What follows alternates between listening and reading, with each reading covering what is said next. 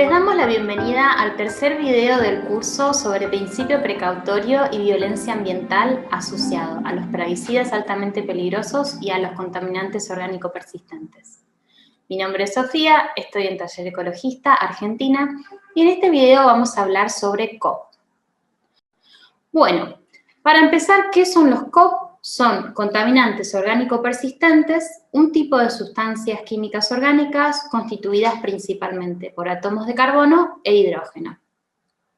Tienen propiedades físicas y químicas particulares que las hacen tóxicas para los seres humanos y otros organismos vivos.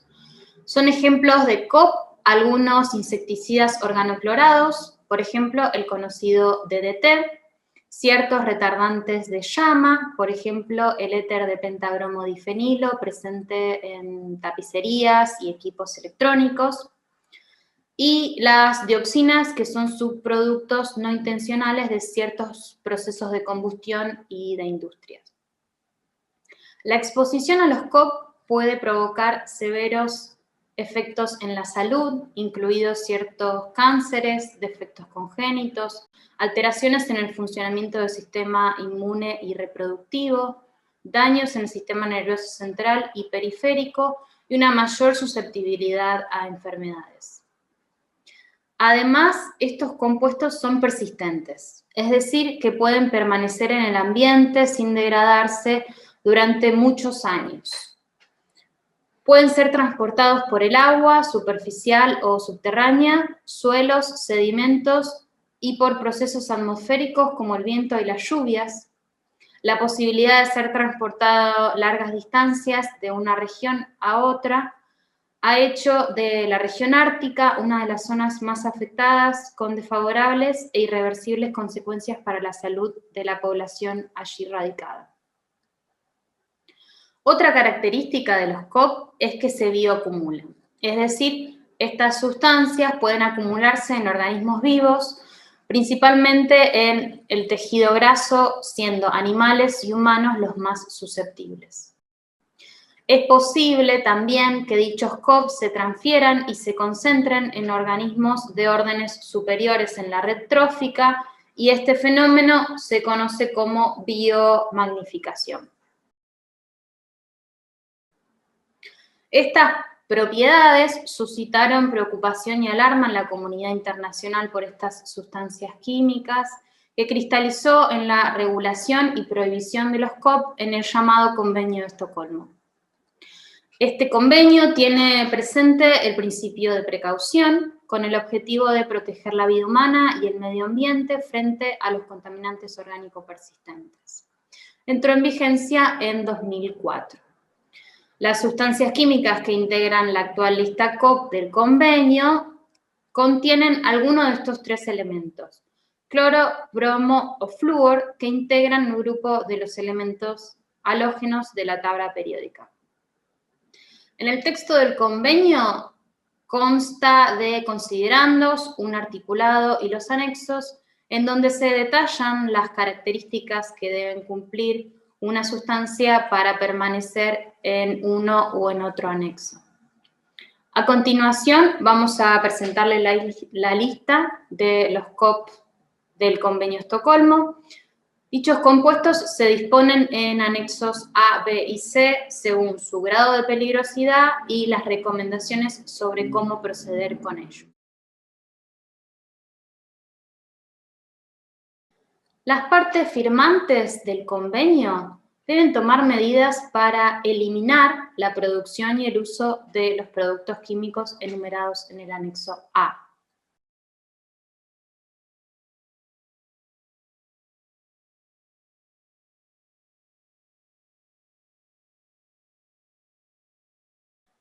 Hay excepciones específicas disponibles en dicho anexo y se aplica solo a las partes que se han registrado para ellas.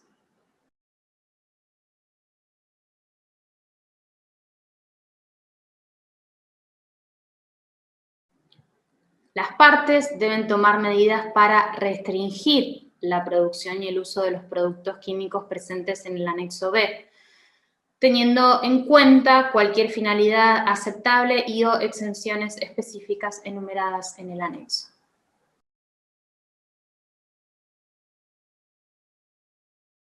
Por último, el anexo C indica a las partes cómo tomar medidas para reducir la liberación no intencional derivadas de los productos químicos incluidos aquí, con la meta de seguir reduciéndolos al mínimo y, en el caso de que sea viable, eliminarlas definitivamente.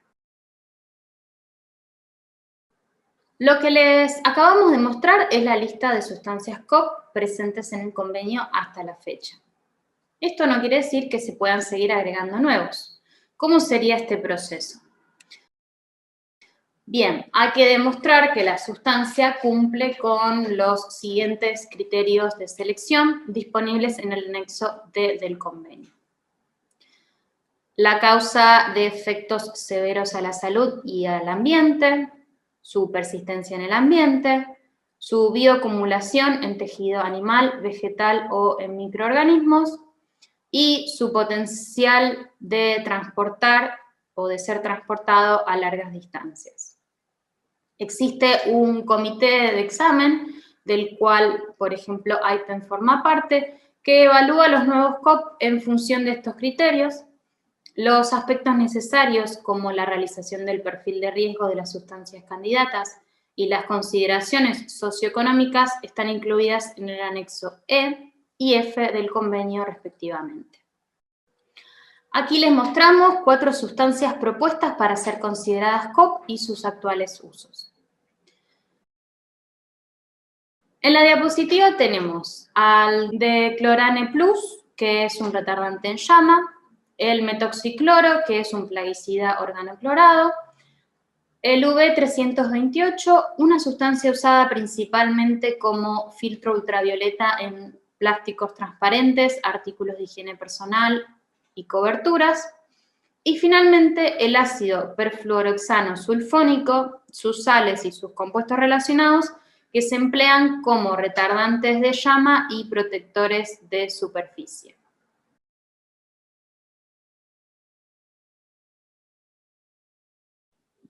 Recientemente, un estudio realizado por los científicos de la ONG Arnica, integrante de IPEN, dio a conocer que hay juguetes hechos con materiales plásticos reciclados que contienen algunas de las sustancias químicas tóxicas enlistadas en el Convenio de Estocolmo.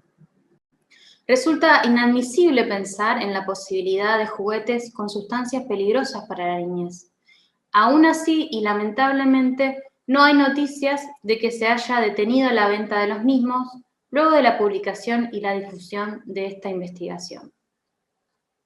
¿Qué contenían estos juguetes que los hacían tóxicos para su uso? Bien, se encontraron 3 sustancias listadas como COP: el hexabromociclodecano, el éter decabromodifenilo y el éter de hectabromofenilo. ¿Cómo llegaron estas sustancias allí? Bueno, estas sustancias son utilizadas como retardantes de llama en numerosos productos, como ser plásticos de aparatos electrónicos y muebles en el hogar. Entonces, cuando se fabricó un artículo con este plástico, todas o alguna de las sustancias que lo constituyen puede ser incorporados al juguete en este caso. En muchos juguetes se superó el valor de bajo contenido de COP. Esto es, el valor máximo permitido de un COP que puede contener un residuo. Por lo cual, estos juguetes se tratan de un artículo de capacidad contaminante y peligrosidad para la salud. El estudio de Arnica da cuenta de la necesidad de regular que se contemplen controles y restricciones al comercio de determinados productos fabricados con residuos plásticos. Esto para evitar la dispersión mundial que puede llegar a tener las sustancias químicas tóxicas y que ha quedado demostrado en dicho estudio. En consonancia con este ejemplo de los juguetes hechos de plástico reciclado que contenían sustancias peligrosas, el Comité de Expertos sobre COP, quien asesora a las partes sobre los éteres de bromofenilo, manifestaron la necesidad de eliminar dichos COP de las corrientes de material reciclado lo más rápido posible, dando como principal recomendación la de separar el artículo con este COP antes de que se incorpore al reciclado. Así como se han encontrado sustancias químicas tóxicas en algunos juguetes, queremos advertirle de la presencia de otras en el hogar, donde muchas mujeres, con la participación de sus hijas niñas y adolescentes, dedican largas horas a las tareas domésticas como las de limpieza. Esta pesada y desigual dedicación de las mujeres a las tareas de cuidado data de mucho tiempo y aquí lo tenemos muy bien retratado bajo la pregunta crítica de Mafalda. Debido a las costumbres históricas y culturales, las mujeres, niñas y adolescentes terminan más expuestas que los varones y las hacen más vulnerables a estas sustancias peligrosas. Una de las fuentes de contaminación de COP puede ser el polvo presente en el piso y en los muebles. Hay estudios científicos en distintos países de los últimos 20 años que dan cuenta de la presencia en los hogares de éter de pentabromofenilo. El origen de este COP está en los artículos electrónicos y en espumas aislantes, ya que su principal función es la de retardante en llama. Aquí los más afectados son las niñas y los niños, quienes por sus juegos en el suelo y los hábitos de masticar y chupar objetos, están en contacto estrecho con este polvo y con él se incorpora el retardante en llama. Siguiendo con nuestra mirada puesta en el hogar, ahora hablaremos de los productos de limpieza, los de higiene personal y los cosméticos. La Women Engaged for Common Future da un informe detallado acerca de los potenciales peligros para la salud que tienen estos artículos, aparentemente inofensivos y muy presentes en el hogar, justamente por el uso que se le da. Y a continuación vamos a hacer un muy breve resumen. Los limpiadores para todo uso pueden contener amoníaco, que es muy irritante y pueden causar daños en el riñón y en el hígado. Los jabones, shampoos y cosméticos y otros productos similares pueden ser la vía de exposición a ftalatos, sustancias vinculadas a defectos de nacimiento, cáncer de mama, entre otros impactos. También hay otras sustancias como los parabenos presentes en aerosoles para el cuerpo y geles de ducha asociados con cáncer de mama. Habiendo analizado las exposiciones laborales en el hogar, cabe destacar que no toda la sociedad está expuesta de la misma manera a las mismas sustancias químicas y a la misma cantidad, sino que hay poblaciones más vulnerables y que tienen una mayor exposición a tóxicos. Por ejemplo, hay poblaciones que están cerca de cordones industriales, cerca de rellenos sanitarios o de hornos incineradores de residuos, o de un basural a cielo abierto, o de áreas rurales o áreas periurbanas próximas a campos donde se pulverizan agrotóxicos a diario. Aquí estamos hablando de las terribles zonas de sacrificio, territorios de gran exposición de tóxicos, donde suelen ser las mujeres de aquellas localidades o poblaciones las que se organizan, movilizan y, como hemos dicho antes, intentan frenar las actividades contaminantes y defender su tierra y sus formas de vida, sus territorios. Nos gustaría mencionar el caso judicial de la cuenca del río Matanza-Riachuelo en Buenos Aires, Argentina, donde un grupo de mujeres, una abogada, una maestra, una madre y una vecina de la localidad de Avellaneda, llevaron adelante las denuncias por contaminación de ciertas empresas instaladas en la cuenca. Luego de años de lucha y de desidia estatal, se consigue el fallo histórico Mendoza de 2010, un ícono en la jurisprudencia de Argentina, donde se compromete a los estados nacionales, provinciales y municipales a detener la contaminación de las empresas, a controlar los efluentes, a realizar un saneamiento de toda la cuenca y a realizar una compensación de los vecinos y vecinas de Villa Inflamable, el barrio más afectado por los severos daños a la salud causado, principalmente a niños y a niñas. En este curso quisiéramos hacer también una breve mención sobre el Plan de Acción de Género de los Convenios de Basilea, Rotterdam, Estocolmo del 2012, en donde se incluyen ideas sobre cómo integrar la perspectiva de género en la gestión racional de los productos químicos y los desechos.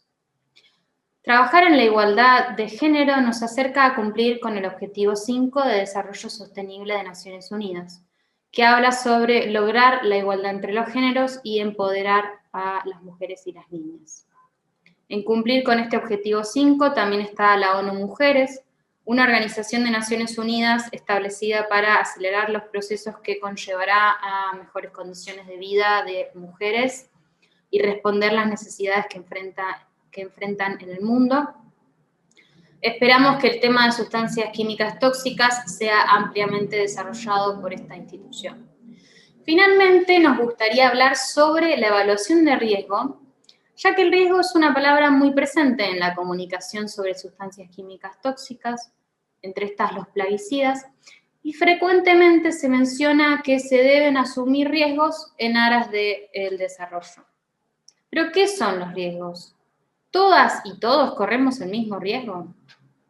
Si uno busca la palabra riesgo en el diccionario, la encontrará como contingencia o proximidad a un daño.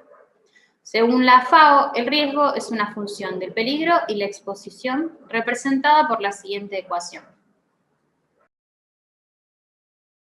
El peligro de un producto está determinado por las propiedades toxicológicas intrínsecas del ingrediente activo. La exposición es la manera en la cual nos exponemos o nos acercamos a dicho peligro. Por lo tanto, reducir el riesgo de una sustancia química se puede lograr de dos maneras, reduciendo el peligro o reduciendo la exposición.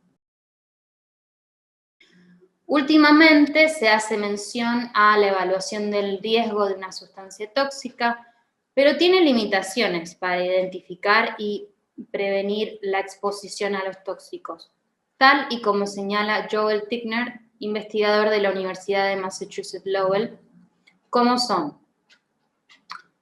pocas veces considera exposiciones múltiples, pocas veces considera poblaciones vulnerables, se presupone una capacidad de asimilación del cuerpo y del medio ambiente, utiliza conjeturas sobre la exposición, la fisiología y la variabilidad para enfrentar la incertidumbre, que frecuentemente no refleja la realidad.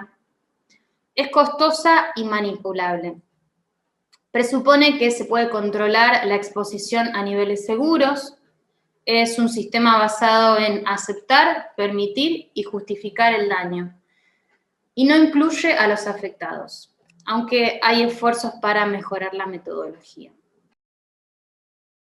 En cambio, la evaluación de una sustancia tóxica basada en el principio de precaución permite identificar rápidamente los peligros y el análisis de alternativas que nos evitan tomar riesgos innecesarios. Por lo tanto, como conclusiones del curso, consideramos que los contaminantes orgánicos persistentes, COP, son sustancias peligrosas con larga permanencia en el ambiente, pueden viajar a grandes distancias desde el punto en el que son liberados y se acumulan en los organismos vivos. Los plaguicidas altamente peligrosos son plaguicidas que deben ser eliminados en su uso con urgencia. Debe ser política pública de Estado la promoción de prácticas de cultivo sin uso de agrotóxicos. Las sustancias anteriores dan cuenta de una violencia ambiental reconocida y definida por las mujeres de pueblos originarios de Estados Unidos. Aquí le compartimos una cita. Creemos en la lucha para erradicar esta violencia y las injusticias sociales y ambientales vinculadas que tanto daño nos hacen como humanidad.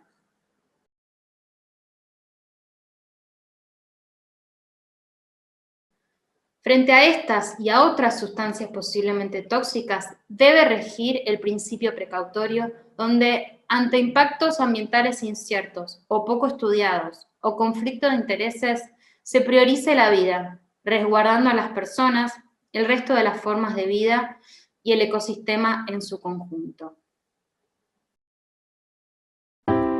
De esta forma finalizamos nuestro curso. Invitamos a que realicen la evaluación de este tema para luego tramitar el certificado de finalización del mismo. Nos gustaría que nos dejen sus comentarios, opiniones e inquietudes sobre el curso. Todo es bienvenido y muchas gracias.